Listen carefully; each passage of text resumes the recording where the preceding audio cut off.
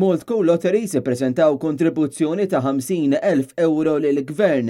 Din il-kontribuzzjoni se tintuża biex tappoġġja finanzjarjament il-kawża tal-Fondazzjoni tal-Logħob Responsabbli sabiex toħloq aktar kuxjenza dwar il-logħob tal-azzard eċċessiv Malta filwaqt li tipprovdi l-appoġġ u l-gwida lill-ġudikaturi bi problema tal-logħob eċċessiv. Waqt konferenzi tal-aħbarijiet ġie spjegat kif bosta drabi dawk li jaqgħu fil-vizzju tal-logħob tal-azzard ikunu żgħażagħ jew anzjani li għandhom livell sekondarju ta' edukazzjoni u li jkollhom biss impjieg part-time jew ikunu għadhom studenti.